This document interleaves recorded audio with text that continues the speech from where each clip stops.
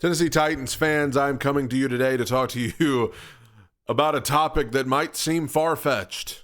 And to be honest with you, it probably is. But let's just take a look at the post, first of all, to talk about what exactly we're referencing here. 2 hours ago, ESPN posted this breaking news. Micah Parsons has requested a trade from the Dallas Cowboys. He announced it on social media. And Micah Parsons has made a post on his personal account addressing that he is kind of just say it's so long farewell to the people of Dallas. He is essentially acting like he's out. It's a done deal. I'm going somewhere else. Dallas hasn't officially said anything, so who knows? We've seen things like this happen, and then the player ends up just going back to where they were, and all's well that ends well. But as of right now, it certainly looks like Micah Parsons wants out of Dallas. Now, when a player of this caliber is on the market, every team is going to have their fan bases wanting them to go make the move. All 31 of the other teams are gonna have fans wanting to pursue Micah Parsons because he's that level of player. He is that good. And the Tennessee Titans are certainly no exception. We have got fans posting, do it. There's people that cover the team in Nashville that are saying, do it, Titans.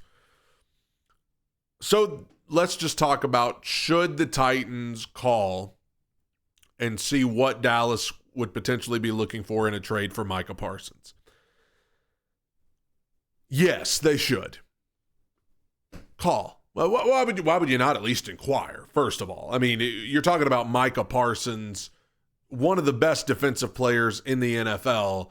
You're the Tennessee Titans. Why would you not call and at least see what you're talking about here? Okay, of course you should inquire.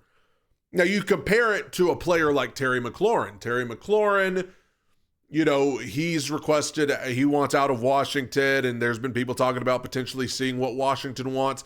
That's a little different because Terry McLaurin is a very talented wide receiver. Yes, he is. But is he the level to which you give up a ton of draft capital and a ton of stuff to get him? Probably not. But is Micah Parsons that level of player? Probably so. So I think you might be willing to hear out and consider things for Micah Parsons that you would not consider for Terry McLaurin. So what if Dallas says, we want your first round pick in 2026? They tell Tennessee, we want that first rounder. Let's just say that's part of it. I understand if you say, I don't want to give up my first round pick for Micah Parsons. I understand. If you think, you know what, that's too valuable of a thing to give away. First round pick, that's so valuable, you can't give that up. I understand if that's your mentality. But I also understand if your thought process is, what are the odds that whoever we would pick in the first round in 2026, whatever position you're thinking of, what are the odds that whoever we would pick would be as good as Micah Parsons? What are the odds that whoever we would pick with the first round pick in 2026 would pan out to be as good at their position as Micah Parsons is at his? Probably not. I mean, the odds would say whoever you draft in the first round being as good at their position as Micah Parsons is at his is probably not good. So, I mean, I'm not opposed. If it's a good deal and the first round pick is part of it, I think you could argue, yeah, but Micah Parsons is worth maybe giving up a first round pick. Now, the contract situation and how that would work out with him, okay, who knows? I don't know.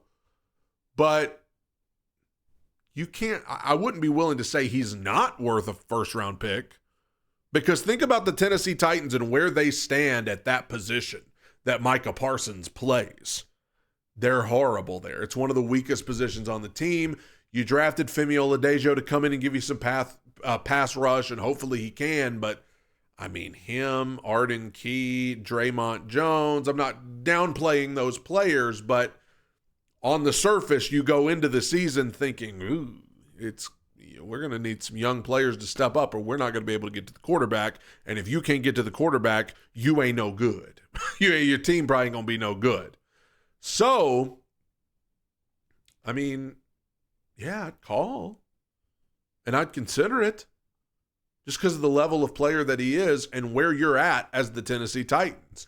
Now, the question is, will the Titans actually do that? They've talked about drafting and developing. This is how we're going to build this roster. We are going to draft players and we are going to develop them in-house. So trading substantial stuff to get a player like Micah Parsons certainly doesn't fit that mentality, especially this early on with a new GM. I get that, but it's Micah Parsons. Like there's certain players, if there's players that you would make an exception for, it would be a player the caliber of Micah Parsons. I'm just going to go ahead and tell you that right now, especially at that position. But will the Titans do it? Probably not. I mean, that's a big swing for a guy like Mike Borgonzi that just got his first GM job. The Titans are not, on the surface, not likely to be contending for like a Super Bowl anytime this year. So, I mean, what would it get you other than signing Micah Parsons to a big contract and being held up for some money? I understand. I understand all of the red flags. I understand all of the cons of making a move like that. But still, I mean, you got to call and just say, what are we looking at here? You got to at least consider it because you're the Titans and he's Micah Parsons. You got a lot of trouble getting to the quarterback and it looks like you might have trouble doing it again.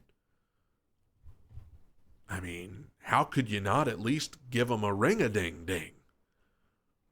If you're opposed, if you think it would be stupid, if you think it would jeopardize our future, I think there is an argument for that. But also, is whoever you're going to draft in the first round next year, are they going to be as good at their position as Micah Parsons is at his?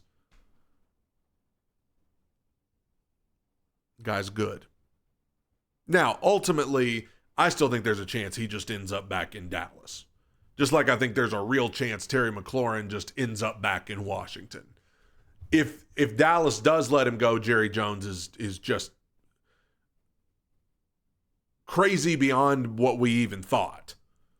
Which, I mean, he's been talking smack about him on local radio already. So he's been talking smack about his quarterback too. So that's what's going on in Dallas. The drama there, and the season hasn't even started. I don't know. I mean, I don't think the Titans will do it at all. But I'd call, right?